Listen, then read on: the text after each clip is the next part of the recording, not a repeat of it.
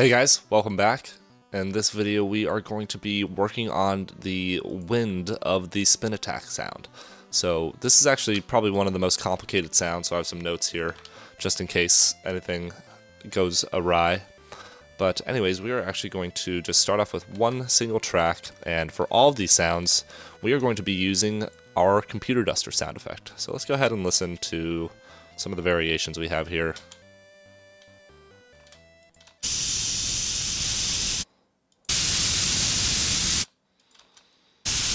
You can see the different parts that I recorded here in the computer duster just by the volume itself. So all of these, if you listen,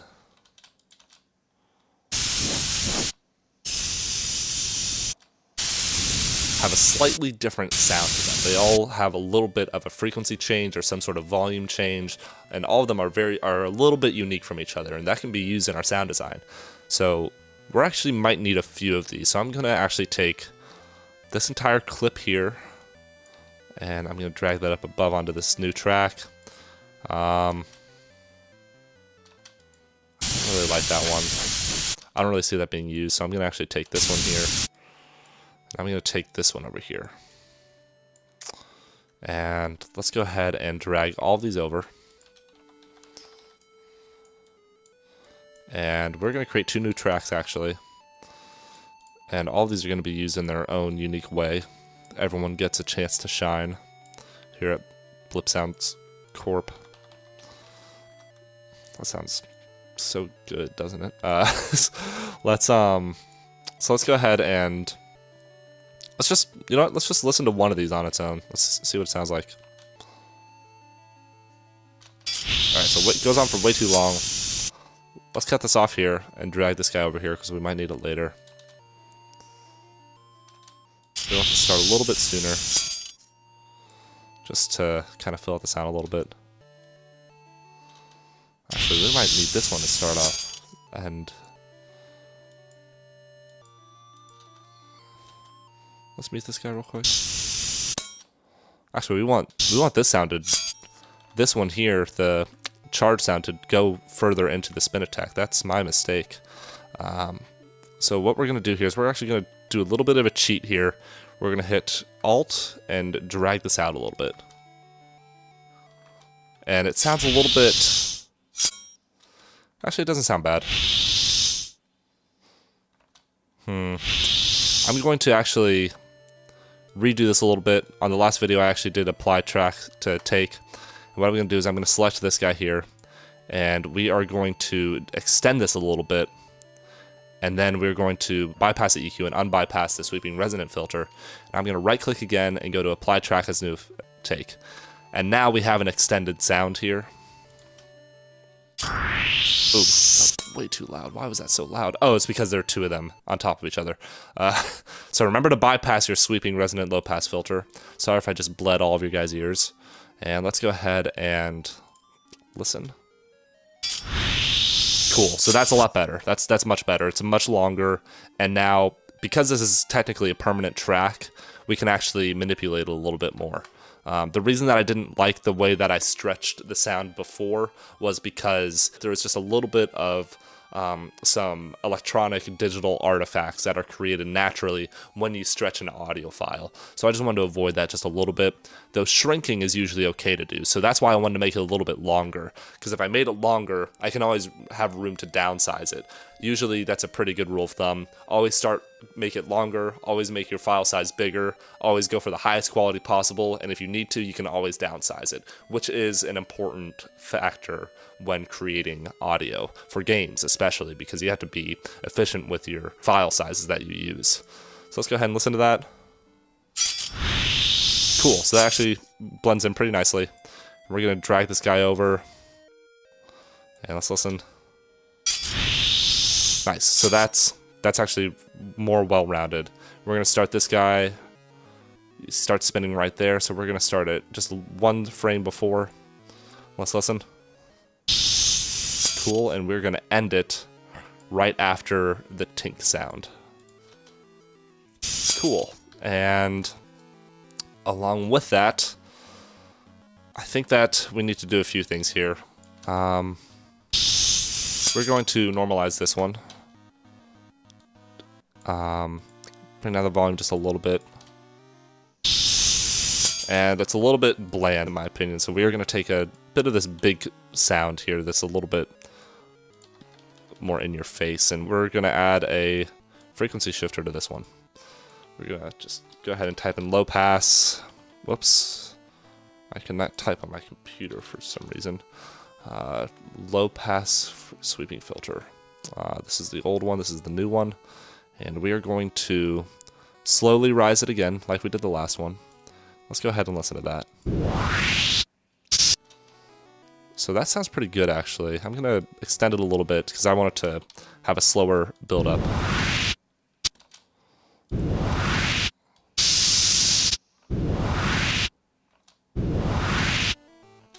Ooh, I actually like how that sounds. So this top one's a little bit too...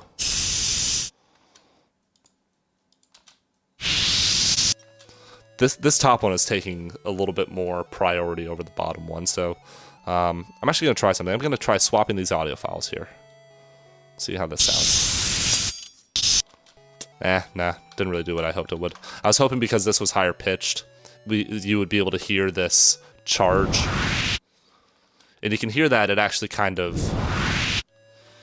gives the sense that Link is speeding up as he's spinning. And as you'll see here, it'll actually end in the big climax of the impact of this final little sword swipe. So that's pretty satisfying and cool. So I'm gonna solo this one here. I want this to go a little bit higher, I think. I want the resonance to be a little bit more prominent as well. And let's go ahead and change the frequency to be a little bit higher, the first frequency, rather, to be a little bit higher.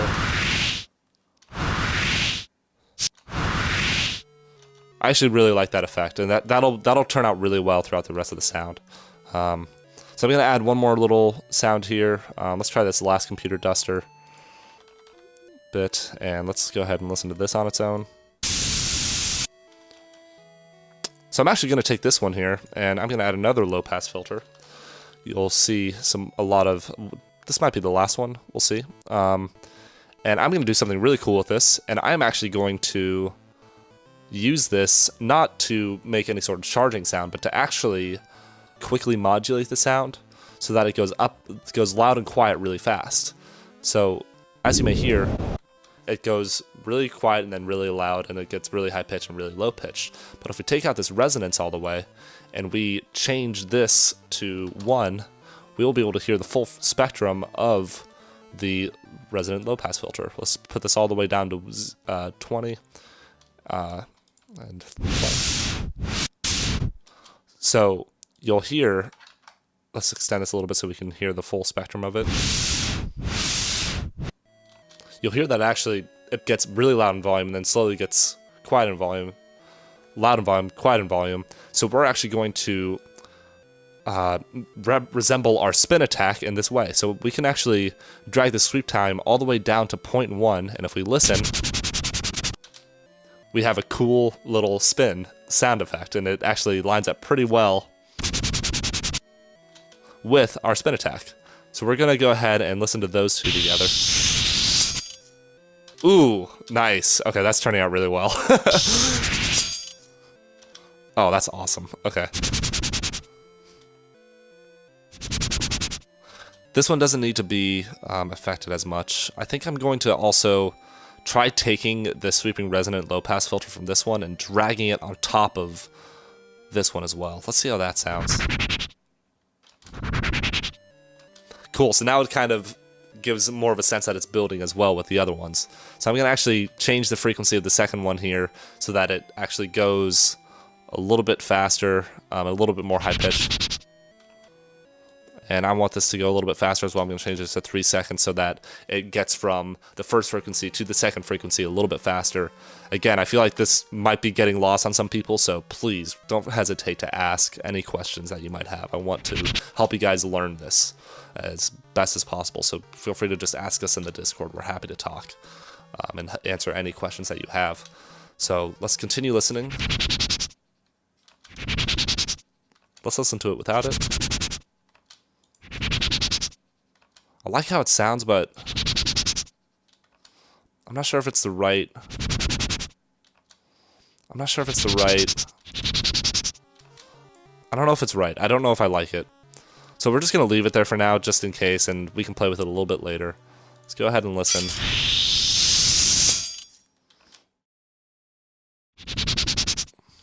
You know what? I'm gonna take it off.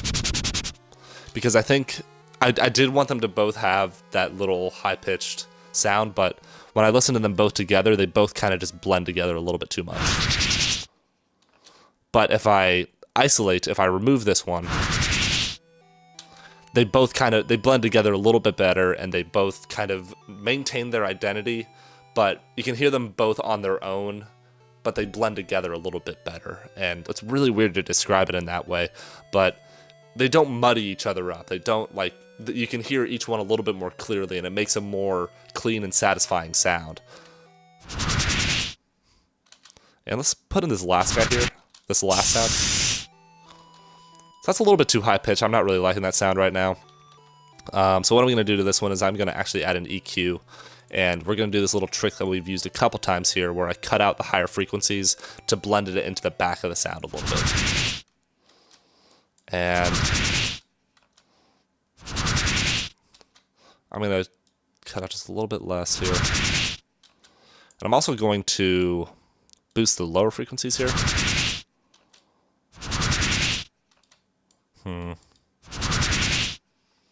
It's not really having the effect that I want it to. Oh, that's because it's muted. Duh.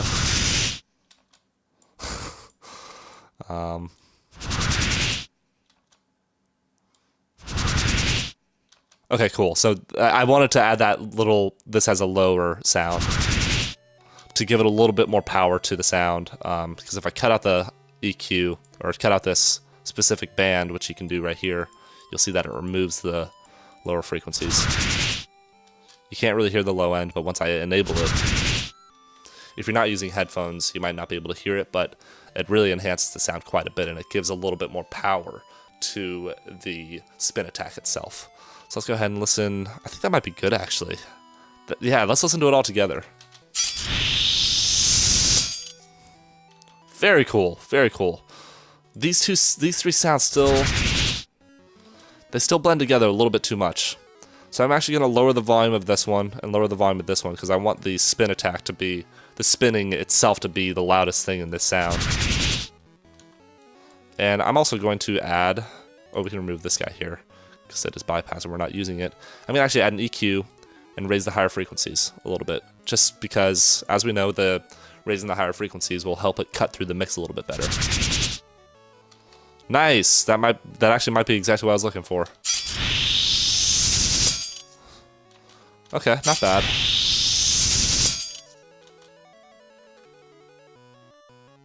Let's try cutting out this guy a little bit.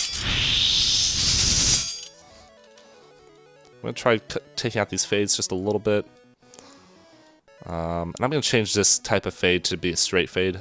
I actually don't know the names of these fades, I'm sorry. They're different parabola names, but I don't understand which one is which, so I just call them dip and hump fades.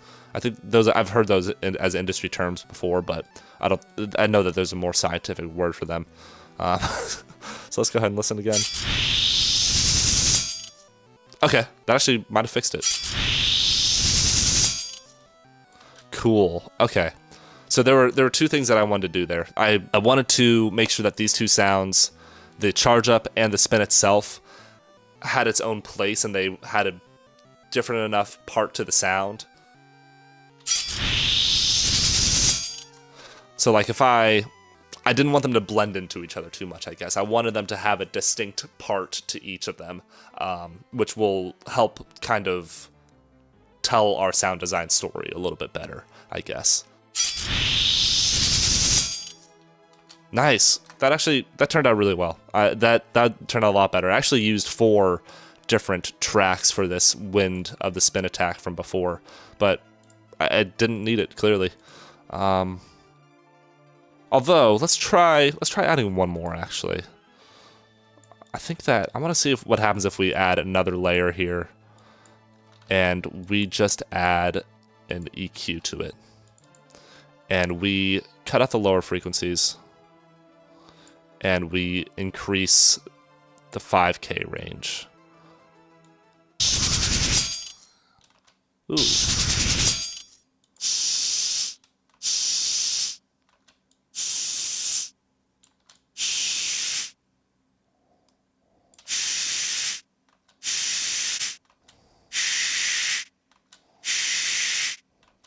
Yeah, I want it right around there.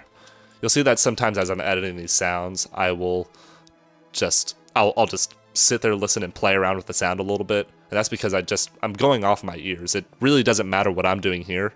It really matters what your ears want to hear. And that's something that's really important to keep in mind when doing sound design, is to always use your ears. Let's see how that sounds with the mix. I'm going to cut it out first by muting it. And I'm going to add it. And I'm going to try doing a big fade across it, and I'm going to normalize it. I feel like it almost does what I want it to do. Let's try cutting out that third band. Let's try cutting out the high frequencies a little bit. Yeah, it's not really doing what I wanted to. I'm just going to delete it. So we're going to call it there on this video.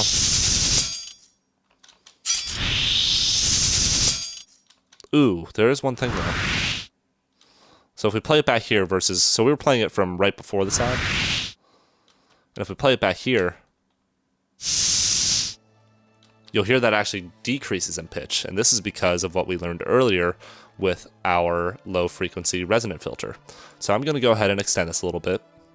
And I'm going to do the same trick we did before. And we're going to apply the effects to the track. And we're going to bypass this guy here. And now we have it directly applied to our item. And again, this is because the resonant frequency filter actually goes off of where it was played last. So if we play it all the way back here, it'll actually be affected based off of how long it was playing before. And it doesn't just start when the audio file actually starts. So that actually solved it, which is perfect. Let's go ahead and listen one more time. Wow, I love it. Ooh, this part of the sound carries into the end of it. Listen to it if I'm gonna shift this back just like one little bit here. And I'm gonna move it to the end. It actually carries into that last bit of the sound, and it actually fills it out really nicely. So that's the part of our wind sound, but in the next video we're actually going to add a sound for the metallic part of the sound of the sword spinning. I know that it's not actually hitting against anything, but it actually just gives a little bit more texture. And we're going to do a really cool editing trick, which is just some really creative editing workflow that you can do. It's a little bit complicated, but you guys will really like the result, I think. So anyways, I'm looking forward to seeing you guys then.